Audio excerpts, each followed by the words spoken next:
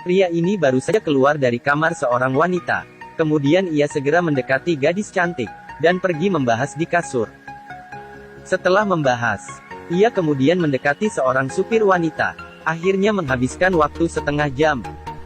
Pria ini bernama Gabriel, adalah wakil direktur penjualan di sebuah perusahaan. Dia mempunyai sebuah keterampilan khusus. Hanya membutuhkan waktu 5 menit. Ia bisa membuat wanita jatuh cinta padanya. Bagaimana tidak, ia baru saja memanjakan seorang gadis. Setelah membersihkan mulut ia ingin kabur diam-diam. Tak disangka ia justru ketahuan. Gadis itu ingin sebuah perpisahan yang formal. Tetapi bahkan ia tidak mengetahui nama gadis itu. Setelah turun dari atas, ia kemudian melihat seorang gadis lagi. Akhirnya keduanya membahas kehidupan di atas kasur. Setelah itu, Gabriel baru kepikiran ia harus pergi bekerja. Jadi ia buru-buru memanggil sebuah mobil. Kemudian ia menyadari supir adalah seorang wanita cantik, dan ia menghabiskan waktu setengah jam. Akhirnya ia telat dengan sempurna. Setelah tiba di kantor, dia buru-buru mengganti pakaian bersih yang disediakan asisten, dan masuk ke dalam ruang rapat. Hanya dengan beberapa kata, ia mengalihkan ketidaksenangan pelanggan karena ia telat. Bahkan para pelanggan memuji rencana kerjanya. Setelah rapat Gabriel dipanggil oleh bosnya. Saat ini Gabriel masih berpikir, bos akan berterima kasih dan menaikkan gajinya. Tetapi bos memberitahunya dengan yakin, bahwa kamu telah dipecat. Gabriel sangat tidak mengerti, apa yang terjadi. Bukankah baru saja ia baru menandatangani sebuah bisnis besar untuk perusahaan? Apakah ada lubang di kepala bos? Orang pintar sepertinya mau dipecat. Karena Gabriel tidak hanya meniduri asistennya, bahkan istri dan anaknya pun ia tidak lepaskan. Jadi ia ingin memecat Gabriel. Tetapi dengan santainya Gabriel memberitahu bosnya, dia memiliki penyakit tidak bisa menolak perempuan yang mendekatinya. Bukan benar-benar ingin melukai mereka. Bos baru sadar, Gabriel dan kedua putrinya, pernah membahas kehidupan di kasur. Dia sangat marah dan tidak tahan emosi. Meminta agar Gabriel segera keluar dari ruangannya. Para pegawai wanita melihat Gabriel dipecat, menunjukkan bahwa mereka ingin mengikuti Gabriel untuk pergi. Dunia ini begitu luas, tapi yang mereka cintai hanyalah Gabriel. Kemudian ada seorang wanita tua, juga tiba di depan Gabriel. Di saat kami terpesona dengan Gabriel, wanita tua berkata, saya hanya ingin meminjam kamar mandi. Gabriel berpamitan dengan semua orang, dan pergi meninggalkan tempat yang membuatnya bahagia. Setelah sampai di rumah, Gabriel melihat seorang tetangga wanita yang baru saja pindah. Kali ini dia akan beraksi lagi. Gabriel mulai mendekati tetangga wanita. Dengan nada godaan ia berhasil menggoda tetangga itu. Setelah bersenang-senang, Gabriel pulang ke rumah dengan penuh semangat. Paman yang berada di meja makan, melihat Gabriel yang kelihatan senang, dan berkata dengan sedikit marah, makanan sudah dingin baru kamu pulang. Apakah karena bersenang-senang di samping? Gabriel sedikit tidak berdaya dan berkata, saya hanya membantunya memindahkan sedikit barang. Anak baik. Dinding tembok besar tidak setebal mukamu. Untuk bertahan hidup, Gabriel terpaksa harus mencari pekerjaan. Tunggu, ini sedang apa? Kenapa matanya tertempel di gadis cantik di kantor? Bagaimana bisa berkeringat dengan pewawancara wanita? Siapa tahu setelah bersenang-senang, pewawancara wanita langsung tidak mengenalinya. Untung saja Gabriel juga tidak rugi. Gabriel terus mencari kerja. Tetapi semuanya menolaknya. Karena bos menyebarkan hal yang ia lakukan. Akhirnya hasil tidak mengkhianati usaha. Gabriel memasuki sebuah perusahaan pakaian dalam yang penuh dengan pria.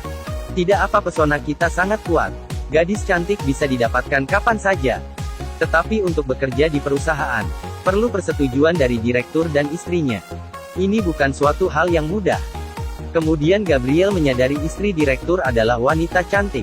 Di saat dia mendambakan kecantikan istri direktur, rekannya memberitahunya, direktur adalah orang yang kejam. Dia tidak membiarkan pria manapun mendambakan istrinya. Sebelumnya ada anak magang, karena melihat istri direktur, masa depannya dipotong. Gabriel merasa kesulitan setelah mendengar kata-kata ini. Fisiknya yang mudah menarik wanita, bukankah bisa menarik istri direktur kapan saja? Ini juga berarti, dia akan dengan mudah dihabisi oleh direktur. Ini tidak boleh terjadi. Demi kehidupan bahagia ke depannya, Gabriel mencari sebuah klinik psikologi. Untuk menyembuhkan penyakit aneh menarik wanitanya. Karena daya tariknya, Hanya perlu waktu 5 menit untuk membuat seorang wanita jatuh cinta padanya. Tetapi demi pekerjaan, dia terpaksa harus menyembuhkan penyakit ini. Untuk mengobati penyakit ini, ia mengenal gadis cantik bernama Mary di klinik. Setelah bertemu Mary, penyakit lamanya kambuh. Ia segera menggoda Mary. Ini membuat Mary sangat jijik. Kemudian dia segera mencari bos, berkata bahwa ia tidak menerima Gabriel. Dan juga berkata tidak bisa menolak wanita. Ini adalah masalah yang dimiliki 90% pria. Dia tidak bisa mengobati penyakit ini. Mendengar itu bos berkata pada Mary, pelanggan tidak tahan memakan rumput di taman. Kita juga harus membantunya, karena pelanggan adalah raja, kamu tidak ada pilihan lain. Mary pasrah dan hanya bisa menerima Gabriel.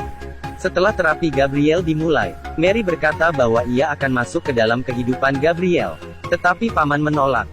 Karena paman adalah pria rumahan. Ia tidak ingin orang lain mengganggu kehidupannya. Setelah dipikir-pikir, Gabriel juga merasa bahwa ini tidak perlu dilakukan, karena hal seperti ini tidak bisa buru-buru. Dia juga menikmati kehidupan seperti ini.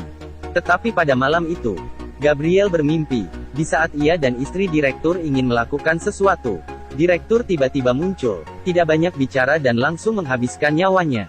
Gabriel bangun dan ketakutan, dan memutuskan, harus mengobati penyakit aneh ini. Pengobatan dimulai. Gabriel menghadiri sebuah pesta. Di dalam pesta penuh dengan wanita yang harum. Gabriel melihat ini. Hatinya terus berdebar. Ia merasa ini waktunya ia beraksi. Tetapi ia belum sempat bertindak. Ia dibawa Mary ke kamar mandi. Tempat ini membuat Gabriel semakin tidak sabar. Di saat dia dan Mary ingin melakukan suatu hal, Mary mengenakan sabuk listrik di pinggangnya. Wajah Gabriel tampak bingung. Bukankah ingin menyari keseruan? Kenapa jadi dieksekusi? Mary berkata, sabuk listrik ini untuk mencegahmu mendekati wanita. Jika kamu ada pikiran aneh pada para wanita, hehe, maka jangan salahkan saya. Percaya pada sengatan listrik, akan membuat kamu susah melupakannya.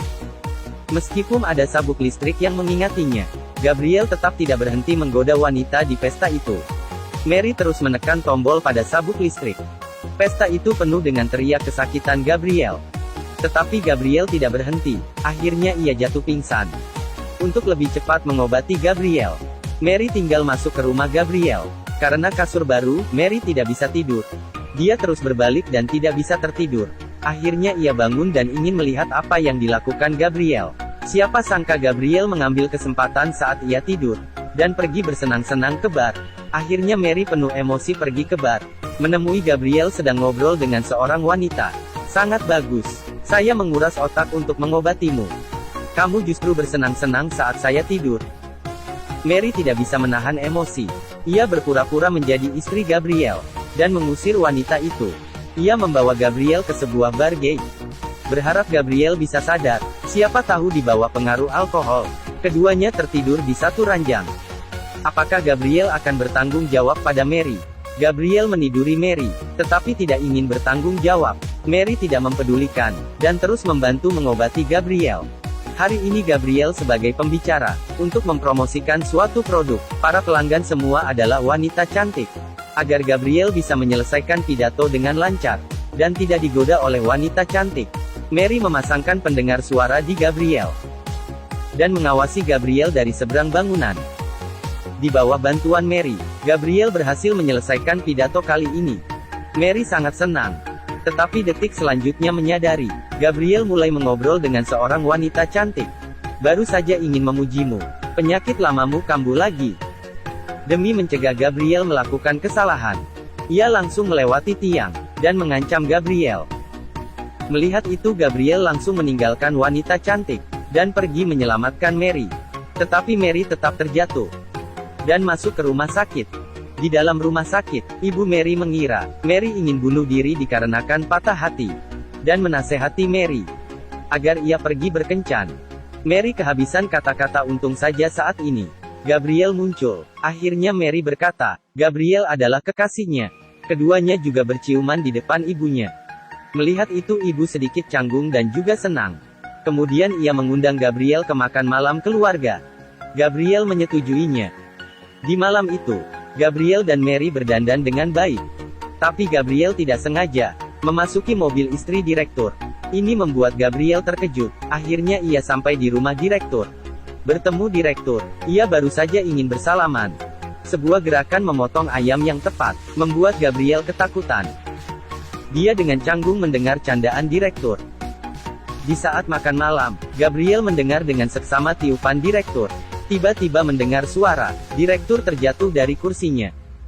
Gabriel terkejut, ternyata direktur mengalami narkolepsi. Ia bisa tertidur kapan saja.